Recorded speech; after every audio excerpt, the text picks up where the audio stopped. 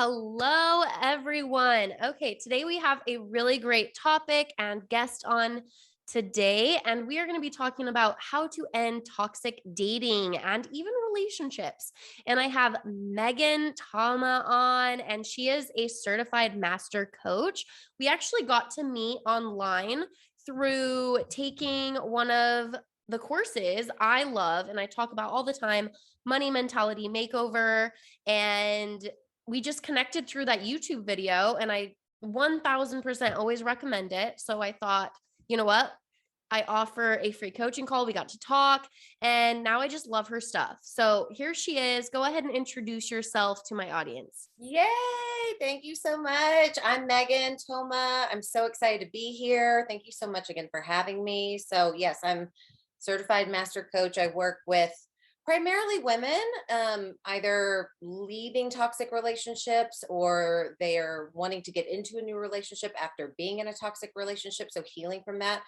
And I also work with women that are married or women that are engaged. Like some of my clients have gotten engaged through our time together. So it's sort of across the map, but a lot of people come to me that have been in a toxic relationship at some point in their life. So, yeah. All right. So what is a toxic relationship? Yeah. There's so many ways I think to define it. One of the most simple ones is I think it's Mark Manson's. I could be wrong, but it's mutually destructive ways of relating to one another. So my belief is there's no one is like inherently toxic, like that's a toxic person. I don't believe in that. What I believe is the way we relate can be toxic. It's sort of like our wounding is like gas and fire. And and it just is really explosive and really difficult. Not all the it's not explosive all the time. That's why we stay in them, because certain times it's amazing and it's fireworks and great passion and great sex, all the things. And then it's like followed by these crazy low lows. And you just ride on that on that cycle. So that's what a toxic relationship is in my definition. Yes, a lot of the ups and downs, the high highs, the low lows often are a part of that. So how did you get into coaching on this? I'd love to hear it. Yeah, that's a great question. So as funny as it is, I can sort of thank my ex-fiance, which was a toxic relationship, for this path, because I was working at a job, my 9 to 5 job, which I actually loved, by the way. But I was coaching people without knowing that I was coaching. I was just always talking to my friends about their relationship issues and communication and all these things. And it's like my married friends was coming to the single girl, even though I was engaged at that time. But even before I was engaged, it's like, what do I do here? What do I do here? So I was like, what is this about? I don't necessarily want to go back to school to be a therapist or a counselor. Like, kudos to them. It just was not on my path. So then I discovered coaching exists. I don't have to go to like school for years and years. Like I can actually just do this thing. So my ex-fiance one night was like, we're just going to sign you up for this certification program and you're just going to do it. And I was like, okay. So I did. I signed up, but it took me another, I'd say year and a half to actually quit my 9 to 5 job and go full time into my coaching. So Which yeah. is awesome. Like that's actually pretty quick. That's amazing. And honestly, I'm just kind of saying this for my audience is I think it's smart to do it that way. So you're not hustling in that fear scarcity mindset where you're able to do it and really get your bearings and get a lot of things under control and build the backbone and then go for it and go for it. Some people do really well with burning the boats and not having a backup, and I would say majority of people actually don't. So Yeah. I think you did it a really amazing way. And just for my audience, like just going for it. And you were kind of like, oh, like, can I? Wait, let's give it a try. That's exactly what I did. I was like, oh, wait, I could be a business coach now. I could be wait, what? And then I just literally bought the course without knowing. And then I did it. And then I made a client. And then I was like, okay, let's keep going. So yeah, I just love Love sharing that. that inspo because Yes, I really feel like the moment we say yes to the thing that is on our heart and the thing that our intuition is telling us, or like what we feel like excited about or inspired to do, when we actually like the fear is still there, but when we actually take it out of the driver's seat and put it in the back seat and just go for it, I feel like the universe, God, spirit is like, thank you for finally saying yes to what I put on your heart so long ago. Like, let's go, let's do this thing. Because it's like the minute you said yes, the client shows up. The minute I said yes, the opportunities show up. It's crazy. If we would just get out of our own way, the possibilities are endless. I know, it's so awesome. Yes. And that's honestly that course that I just said at the beginning, the Money Mentality Makeover, that's what pushed me to go for being a coach.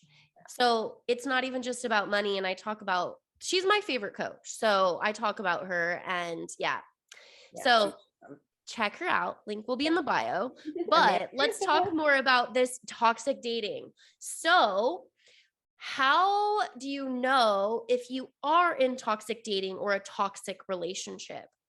Yeah, it's a really good question. And the thing is, there's so many different layers to it, but I'll give you some of my top ones, let's say. Okay, so some signs that you could potentially be in a toxic relationship. One is, like I mentioned earlier, it's the constant high highs followed by a constant like really low, and it's like you're always consistently trying to chase after it to be good again. Like, what do I have to do? Who do I have to be? How do I have to like tone my personality down, or who do I have to stop talking to, or how do I need to start dressing? Like, whatever it is, so that you can keep the relationship intact.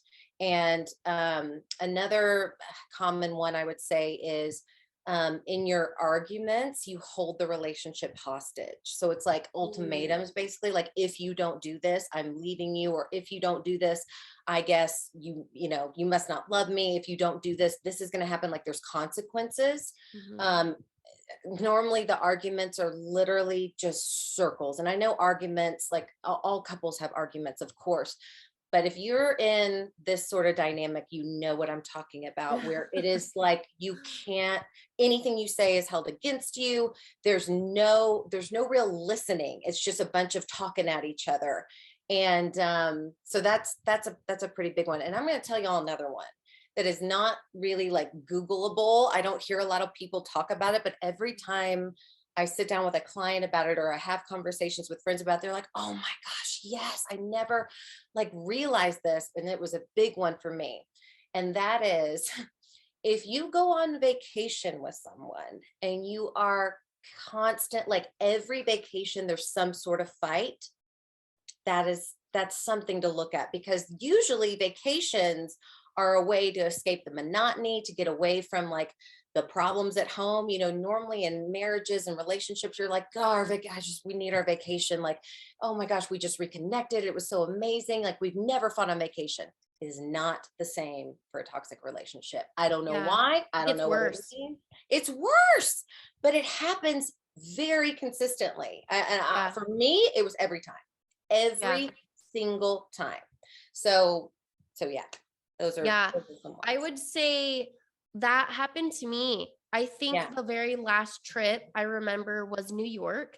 And I haven't thought about this in a while, but we fought over a watermelon alcohol slushie. OMG. It's about the most ridiculous things. Yeah. It blew up to a huge fight. It was an actual huge yelling, gonna break up, crying outside in New York on a vacation. And I'm just like, I think after that, I'm pretty sure we broke up pretty soon after that, or this was a long time ago, but it was just like a sign. Like, we can't even have fun on a vacation. We fought about a watermelon slushie. Like, I will never forget. Like, I think we were arguing about which alcohol was in it, and it was toxic. It was just like, wait, why? Okay. So a part of it, you said, okay, what part could also be the person in it? Like, I do feel like relationships are both sides. It doesn't mean that you're toxic or you're a terrible person, but I do believe sometimes you play a part of maybe not listening or escalating. So what do you have to say about that? I completely agree. So I'm just going to call myself out here because it's what I do. And I can't do this work if I don't call myself forward. So I was the person that literally was like pointing the finger. And I was like, if he would just get his shit together, we'd be great. We'd be fine. I could walk down the aisle and everything would be wonderful. Like, why can't he just get his stuff together? Like, why can't he go to therapy and did it like blame, point. And in all even my like inherent relational skills or ways of communicating, it's like the one gift that was so dear to my heart, it's like it was useless in the relationship. It was, and so that was hard on me. But I was very like, I put myself on this pedestal too. Like I know what's really going on here, and I know what you're thinking, and if you would just heal on your, your shame and your trauma. And it was very like judgy and point the Yeah. finger. So that's me. That is so on me. And as much as I love to think that he was more wounded or had more work to do, and I mean, his trauma was bigger than mine. Like Yeah. it was. And I couldn't have called him in if there wasn't something obviously for me to really look at and work on. So he Yeah. was this perfect manifestation and mirror to the own like shame that I was avoiding in my life. Yeah. So we just projected it on each other until it finally combusted. Yeah, Yeah. my story is a wild one. I don't know if you want to get into that, but I don't think this is the case for everybody. Like yours was a watermelon slushy incident, like gosh. And we had crazy, silly, stupid fights. Yeah. Like I say, it's never about what it's about. It's always Yeah. about something like deeper, right? But I mean, I had something happen where it was like I wasn't listening to the signs in my body. I wasn't listening to my intuition. And it was finally like God, spirit was like, all right, well, she's not listening. So we're going to smack her ass down with something big, to where it was like, Yep. okay, I have to call off the relationship. Yeah. That's what happens, ladies. Okay. Yeah. That's what Yeah. usually happens. If you don't take the signs, Yeah. which I had tons, it was back and forth, it was Right. bad. And I've watched and listened to so many women that they're like, oh, but he wouldn't do this. Oh, but he wouldn't hit me. Oh, but he wouldn't do this. Ah, this is such a like a touchy subject for me. And it always gets worse. Yeah. And mine wasn't until physical abuse happened. So Yeah. Right. it's just like, and I never thought he would. Right. So it's just like, it just keeps getting worse and the universe will slam you down. And it's Yes. still, it just, people just keep going back. So where do we even go from here? There's so much to say. I have a theory on why we keep going back if you want to hear it. Yes, I'd love to. This is a huge part of my work with women as well, because there's such a shame piece again attached to this. I know I'm talking a lot about shame, but there's this shame piece around, I am a smart woman. I'm a pretty woman, whatever. It's like I've got great friends, or I have, great family, whatever it is, got a great job. Why would I pick someone like this? How could I get into this thing? And there's so much like self-judgment and self-blame. And we've also turned the dial down to our intuition so much that it gets very quiet. Like, I don't believe our intuition gets louder. I believe something happens. I believe we have to relearn to trust ourselves, which means re-listening to our intuition. Okay. Yeah. I said a lot there, but the reason, at least from my experience, and it wasn't until I worked with my one-on-one coach, which is why another reason why I went into coaching, is like, I've been to therapy, I've been to counseling, I've been to couples counseling, I've been to specialists, even with my ex-fiance and by myself. And coaching is the thing that literally changed my life. So Yeah.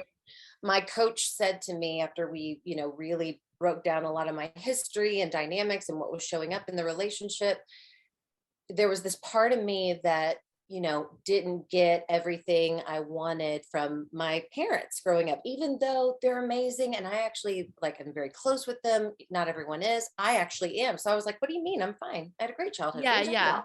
What? But little things that I didn't get, I was subconsciously looking for in my romantic partner, in my ex-fiance. So the reason why it was so hard to walk away is because a part of me subconsciously, again, I'm not logically thinking this, but subconsciously, it's like I was walking away from dad. walking Yeah. away from the one thing that I wanted to love me back, or to finally accept me, or to finally like give me the love and affection and attention, whatever that I wanted. And my dad is an amazing man, and I know he loves me and all the things, but parts of like what happened to me in like childhood and what I made it mean, I was wanting that. I was wanting that healing from my ex-fiance. The other piece of it too, I know there's a lot about my stuff, but hopefully it's for somebody. The Yeah. other piece of it is, even though I had my own job, I had my own place, I made my own money, like I was like, Miss Independent, don't, I don't depend on anybody. I don't need a man. Blah, blah, blah. But subconsciously, again, I was still waiting for the man to come in and save me. I was waiting to have the ring, to get married. So that way, then I'll quit my 9 to 5. Then I'll go all in on my dreams. Then I'll feel safe enough because I have the roof over my head, the protection, the safety. So, my coach kind of called me forward on that. He's like, so that's interesting. So it's almost like you're trying to recreate your family because y'all are so tight knit. So if you get married right now without individuating, without like claiming your voice and your power in the world, you get to be a kid forever. It's like you never have to grow up. I was like, oh my God, it's so true. It's so true. Yeah. It's hard to see the big picture when you're inside the frame. Like that's one of my biggest quotes. Like a coach just literally sees what you are just so stuck in the muck about. Yes. And they're just like, that's why coaching. I know. Yeah. Same. It's Yeah. just like, what? Yeah. Yeah.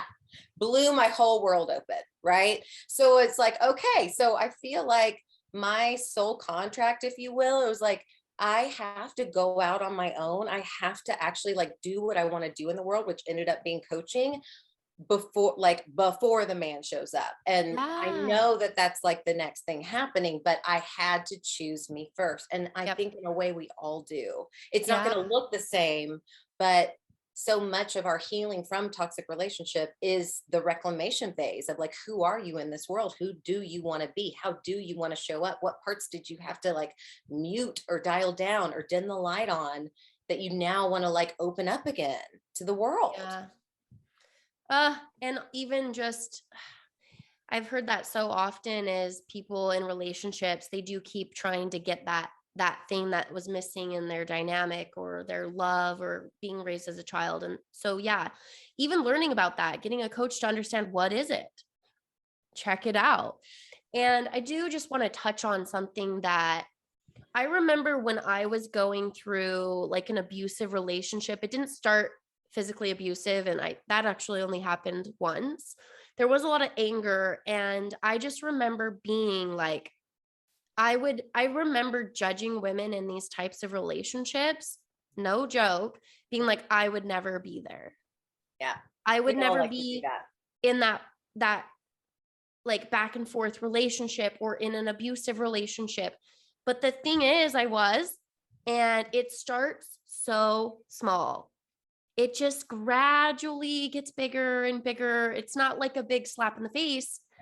It's very, very slow. And then all of a sudden you're in it and you're just like, how did I get here? Exactly. Because if it was immediate, we'd all be out the door. We would all be like, this is BS. I'm out of here. But it's not. It's after you've like fallen for the person. Mm-hmm. Like there's an investment now. And there's this part of you that's trying to get the old version back or the old relationship back. That's the constant chasing after the low. It's like the verbal or emotional or physical, smackdown abuse happens. And then you're trying to chase after the guy that you had in the beginning or the girl, whatever. But that's it. That's why these things are not cut and dry. And that's why I really want to help people release the judgments and the misunderstandings and misbeliefs and shame that they carry around of like, why did I stay in it? I would never be that girl. It's like, well, you were lured in. You were invested in it, and then it feels like too big to walk away a lot of the times. And honestly, I've never really said this before, but I do believe that if you have to say even the words to yourself, well, he would never hit me, that right there is a sign, because that right there is already saying like things are really bad, but at least I know he'd never hit me. And you don't even know that, by the way. So you don't. Oh my gosh. That gave me chills. Okay. So It does just always escalate. And I've heard that from so many women, and Yeah. it did keep escalating. And then it even went to the point where she did get hit. And then she said, well, he wouldn't do it to my kids. Yeah. Yeah. And then this happened Yeah. in front of the kids. Yeah. So like I've literally watched a really good dad go from A to Z of the spectrum. So what are some signs, or what are some ways to be like, okay, maybe they're not ready to leave, but what should they do? Like, what are some signs to be like, wait, this isn't healthy. What should I do? What can I do? I'm so glad that you asked that, because this also falls under the like, could I be in a toxic relationship? And this is a big one. If you are having to hide a lot of what's going on in your relationship. Now, I know that, there's a lot of private people out there. I'm more of like, I tell everybody everything. Yeah. Not everyone is like that. I get that. And we're not saying like you just air out all your details or the dirty laundry or like whatever. But if you are literally having to hide so much, or even a good bit, or even, I don't know, a medium bit or a little bit of like what's going on in the relationship, and you're starting to isolate yourself from friends or isolate from family, and you never want them to know what goes on behind closed doors, that is a sign. Yeah. So what I like to say to women is, the first step is actually just putting on, what I say is like the truth goggles. Like, we can make justifications and rationalizations all day long, but what is like the truth of what is going on? Like, if you were presenting to a jury on court, what are the facts? The facts are, he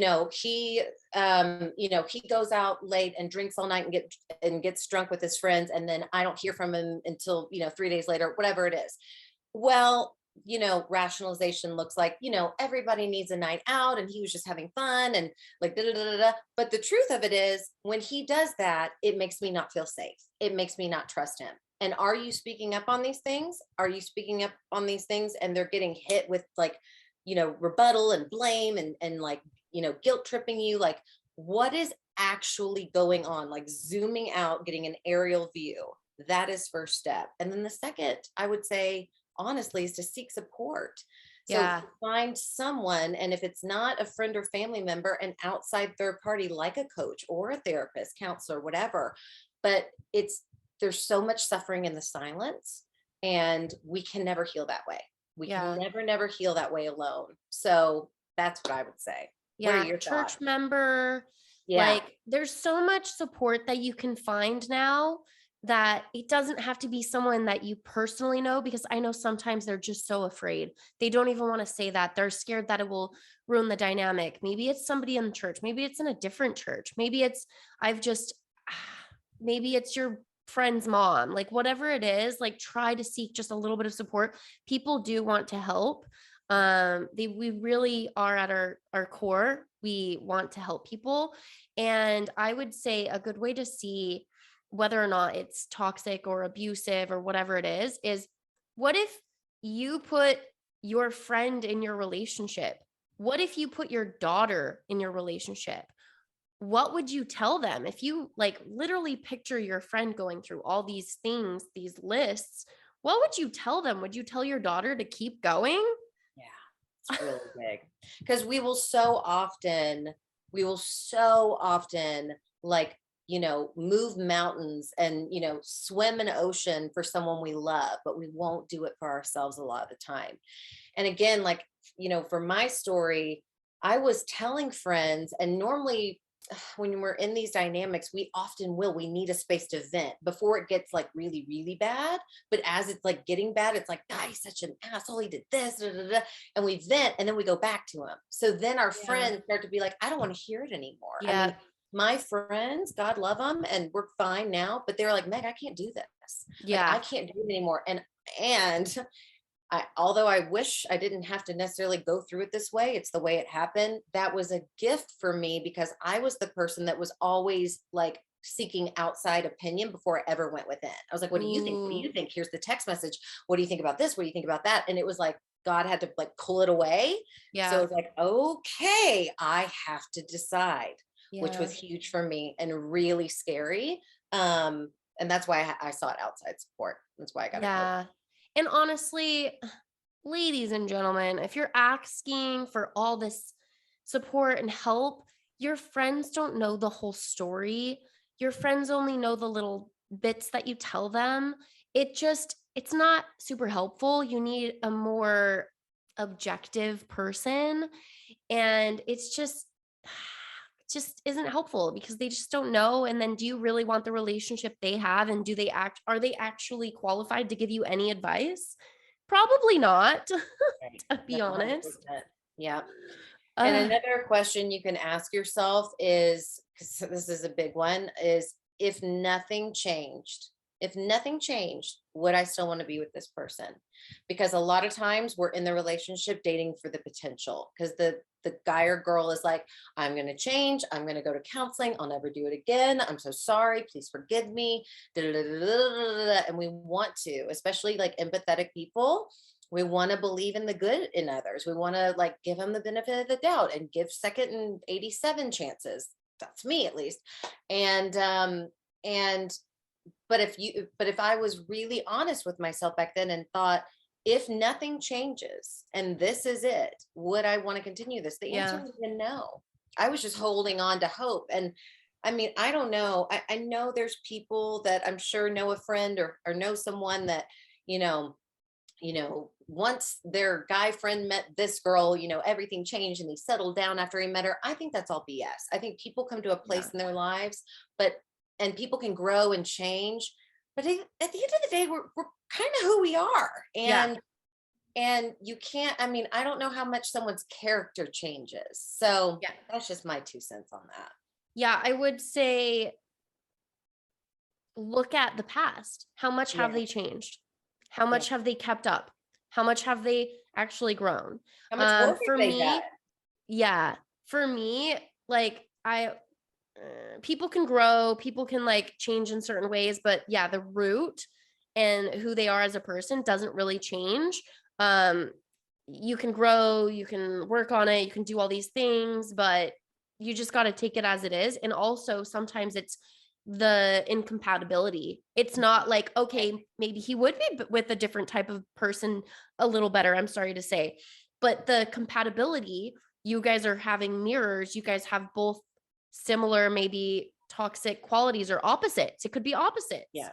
The wounding is the gas and fire. Like my Yeah. wounding and his wounding was like eruptive, like he may not have much explosion with someone else whose their wounding isn't so matched. And Yeah. same for me. But for us, it was catastrophic. Yeah. So yeah. That's some things that you can work on. Okay, so how do we end the toxic dating is honestly, even if you're in a bad relationship or toxic relationship, I would say work on yourself.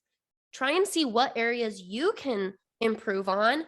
And when I looked back on it with a coach and with, hey, why did I attract this very abusive relationship over time? I was like, okay, this is hard to swallow, but I am fiery. I did push buttons, which doesn't make it okay to get abused, but there was areas that I could work on, and it was a hard pill to swallow to work on before I got into another relationship. Yes. And what a massive service you're not only doing for yourself, but for the person that you get into a relationship with next. And, even the research and counselors that I know and other coaches, they all say the same thing. When there is that sort of dynamic between two people, the advice is actually to both do separate healing work. It's not to go to couples counseling. It's actually to do your own individual work, and either you come back together as more whole human beings that aren't in that codependent toxic cycle, or you go your separate ways, which that's normally kind of what happens. But you like, you know, this is the thing that I think so many of us think. I know I thought this for a long time, and it's taken me a very long time to change my mind about it. I don't want to be the reason somebody changes. I Yes. don't want, every girl, or at least in my experience, has been like, oh my God, I just want to I want to be tame the bad boy, right? Like I want to be Yep. the reason he changes. I don't, like, not at all, because I'm a special person, but I'm not unique. It's like, or I'm unique, but I'm not special, whatever it is. Like I don't have that much power. I want Yeah. him to do his own healing work. Yeah. And then let's see what we're working with, right? Like, I don't trust that I have this magical power. I am not God. I cannot heal you. I cannot change you. That has to be on your own Yeah. before it could ever work. So, And that was one of the biggest signs on when I needed to leave was he was like, said, we are bad. We can work on it. We blah, blah, blah, blah, blah, blah. And he was like, I will work on it. So and like, he didn't take any accountability. He didn't even see a problem. Yeah. He didn't even say sorry. He wrote a apology letter, zero accountability, zero wanting to grow. He made a promise that he'd go to like something such and such. But then once I took the punishment off the table, like he was like, oh, I'm working it on my own. Like, it also, you can't work on it on your own. I'm sorry. Exactly. Like, Thank especially you. if you're already super abusive, physically, mentally, whatever it is, they need the person help. They need an outside perspective. There's no working it on your own. I'm sorry. I just don't believe that, because then you would have done it a long time ago. Like, no, sorry. But you're in your mid 20s, late 30s, late 40s, like, you're going to do it on your own? Like, no. Yeah. It's another big sign of like, how committed is this person really, or how, honest are they being about it? And we can't make people do their healing work, obviously, but that gets to be something that we get to look at, especially if we're in the relationship. Like, how serious is the other person really about salvaging this relationship, or are they just saying and doing things in order to like basically get me to shut up? Yep. So yep, you got to do it for themselves. Okay, so let's say we take accountability. Okay. Like, we do have an active role in this toxic relationship. I want you, people listening, to identify what are those areas that you could improve. Like, just for example, for me, it was maybe not getting so angry or reactive from them, or listening to them and responding in a calm way instead of matching their anger. It would be to be more calm, reserved, come down. Doesn't mean I should do that my whole life. That would be really hard. Yeah. But like, see what happens and start working on where you can improve. What are some ways that you've helped maybe your clients where they had reflection? Like, what are some of the signs where they're like, oh, I guess I could work on this? Yeah, well, so much of it for my clients, I feel like, was really identifying the areas in which, basically, what did they abandon within themselves to stay in the relationship? That's really huge. And then also, yes, like, like looking at sort of like their anxious or avoidant attachment styles, like what comes up for you, how are you reacting in these arguments, like what is that really about? And it's going to those parts and healing those deeper layers, right? So like for me, for instance, one of my contributions, if you will, is I would omit things. I would hide things and not say everything because I was so fearful of their reaction. Yeah. So mine was more about like speaking up and saying what I really felt, and not having to like hide, eat stupid things. But I was literally like this shell of a person because I was trying to keep everything in order and make sure everybody's happy. And so there's no explosive reaction. And also reconnecting to like my boundaries, right? That's a part of using my voice. And he was very explosive, had a lot of anger. Anger wasn't really allowed in my home growing up. You can cry all you want. You can like tell me what's up, all that. But like, if you get angry, both my parents were not comfortable with anger. So I never saw anger. I never saw conflict. So that means I never saw conflict resolution. So for me, it was like actually getting back in touch with my anger, which is, it's different than what you experienced, but what parts of us are we disconnected from? Because I think our anger is directly correlated to our boundaries too. Yeah. So yeah. It's the opposite, which is actually great. It shows both sides. But we wouldn't know this if we didn't commit to do our work, right? It's not Yeah. like a one size fits all. It can be a lot of things. So yeah. Yeah. That's why you got to seek that extra help. Like Yeah. I'm hands down, you just don't see it. You just don't see where you need to grow, and what you think you need to grow probably isn't actually what it is. Exactly. Couldn't agree more. Yeah. Ah, so let's see. End toxic dating. Okay. So what are some ways to do that? Let's just like break it down. Yeah, well, so it's interesting. I was with my family over Christmas break and we were having this discussion. I can't remember how it came up, but it came up about where I was at and what I'd been through and I guess how far I'd come. And I said, it's crazy. I'm never done. It doesn't mean I'm done Yes. healing. Like heck no, it's always growing, always evolving, always healing deeper layers. But I trust myself to this level now where I really feel like I've broken this pattern. I've broken this pattern of like being in relationships with toxic relationships. And even if I were to say like go out with somebody or like date someone for a little bit and it ended up being toxic, I would leave it. So it's like, the problem isn't getting into a toxic relationship. The problem is we stay in them. Yeah. So I just feel like I would know it so much more quickly now because I trust myself so much. Okay. So when I was with them over Christmas and having that conversation, it was like, boom, this process, this idea, everything just came through to me because I was thinking, okay, well, how did I do it? Like if I now think back, because I want to like give that to other women because then I know it's not lost on me, right? It's like this isn't just for me.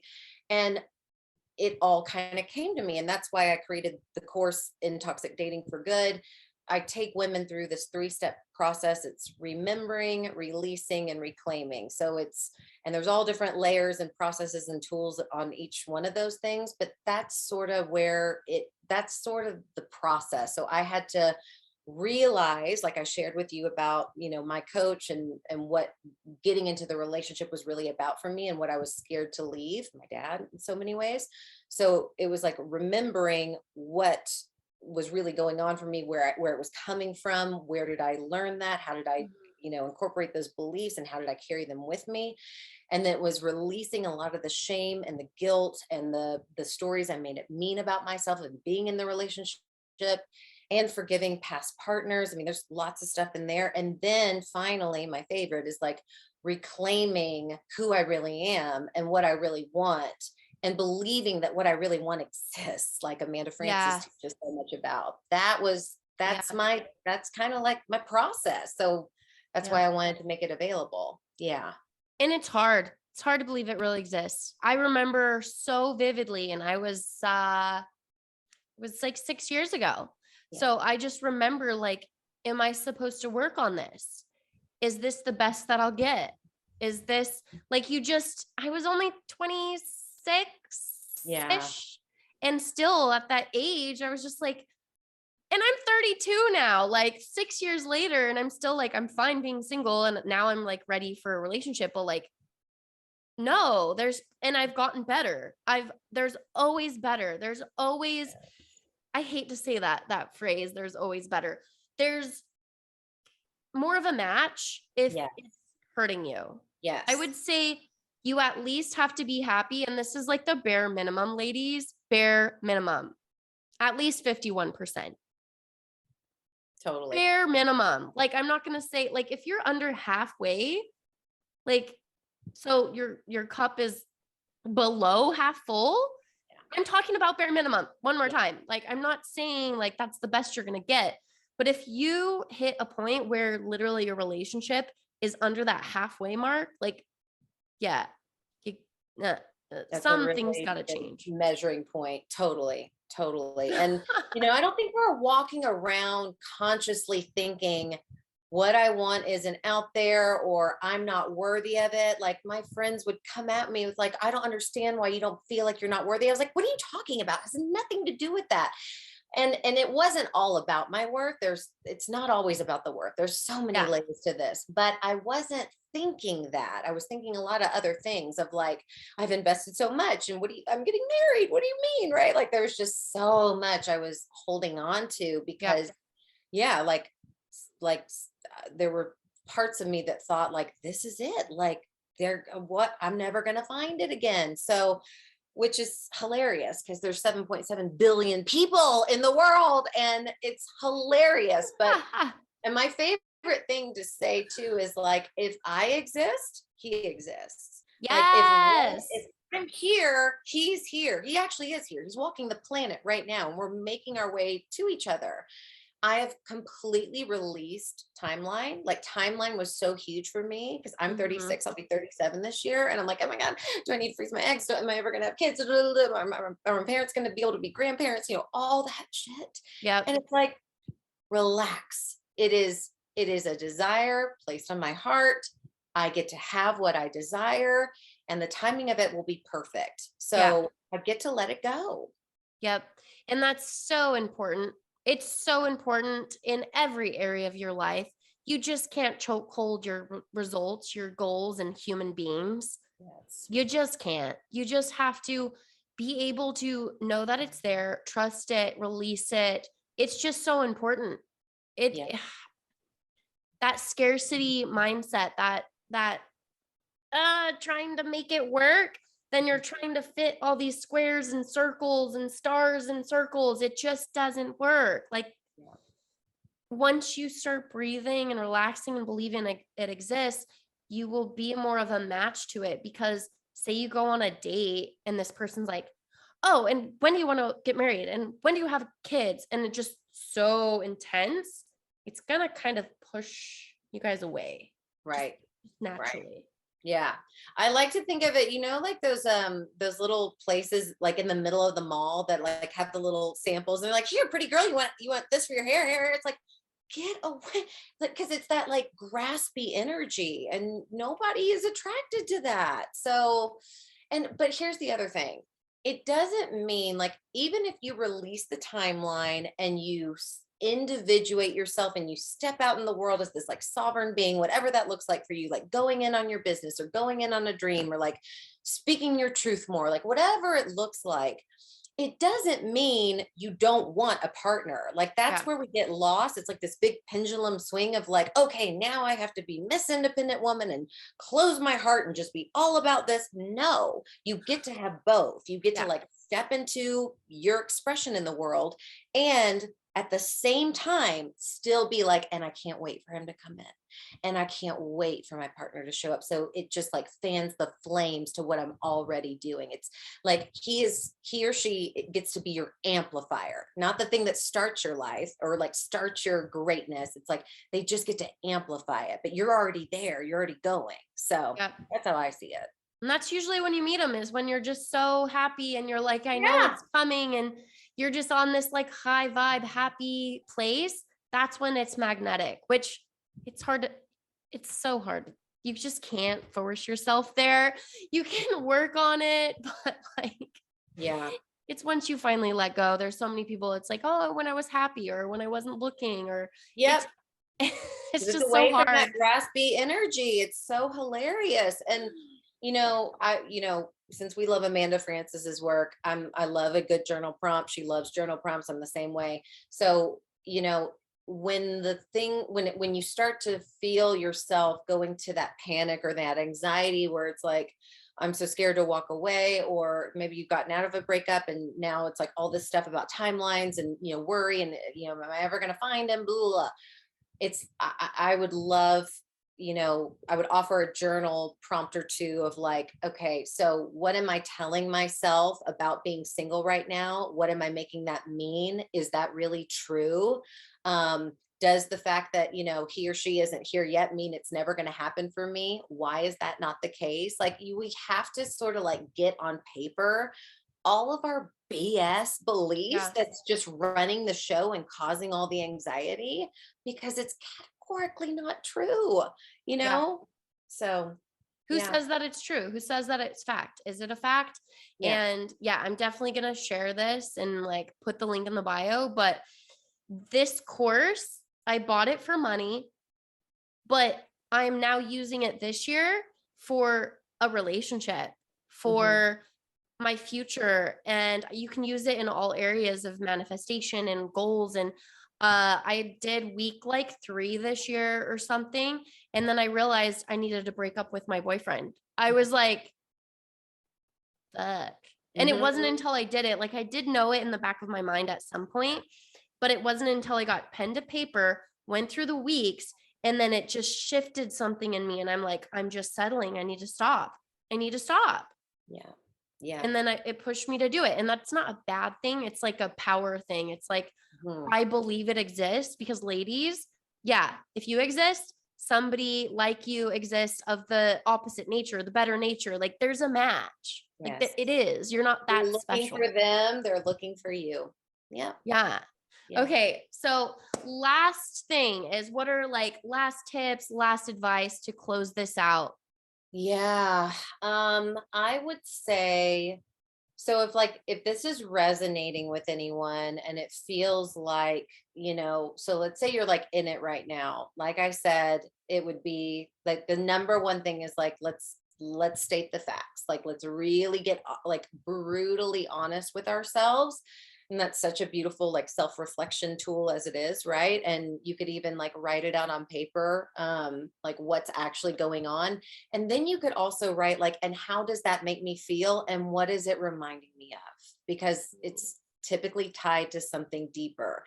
And then if you've got the gumption and the bravery and are willing to seek outside help, I would reach out. There's so many amazing people out there, you included, my love, that are here and ready and willing to like serve these people, go through these processes. So those are the big things. And yeah, even if you're like listening to this podcast or watching it on YouTube right now, like let it be a sign. Like let it, like there's a reason you're here. I believe in that wholeheartedly. And you don't have to make a giant leap. People get really scared. Like, I don't make my clients like, well, you're going to break up with them tomorrow. No. It is always their decision, just like it's your listener's decision. Yeah. It's too much. It's like ripping off a Band-Aid and it feels like life and death. So, but you can start. You can start by some of that introspection, like we were talking about with those prompts. So that would be my advice. Yeah. Making it easy. Ladies, it could just be reaching out. It could just be starting to work on your listening skills, your getting in contact with your emotions, your power, whatever it is. Like you could just start small. Maybe you'll never break up. Maybe just working on you helps, but it's just that support and that guidance. And it does get better. And you do have the power. You do have things inside of you, and you have people out there that want to help and support you. I promise you. And you're not alone. Never alone. Never alone. Yeah. So many women out there that are going through the same thing or similar. And we all just, especially women, we do want to support you, guide you, help you. So reach out. Go check out Megan. Her link is in the bio, and her Instagram is Megan_Thoma. Mm-hmm. And the link is in the bio for the spelling, but are you pretty active on Instagram if they want to DM that's you? Normally where people find me. Exactly. And I know we haven't talked about this, but I'd love to just offer like your listeners, especially like if anyone feels called to the course at all, like I will give them a discount that just for being a part of your audience, if that's helpful at all. So that's available too. Yeah. Go DM her and check her out. Links in the bio again. Go follow her, screenshot this episode and tag us, Sexy Biz Babe and Megan Thoma. Like the spelling is in there. And we would just love to share this with somebody that needs it. Like this could be one of those shifts or that guiding point, or just somebody needs to hear this, and you could touch other lives. You could inspire, you could help growth. So just check that out. And thank you so much for listening. And thank you so much for being on my podcast.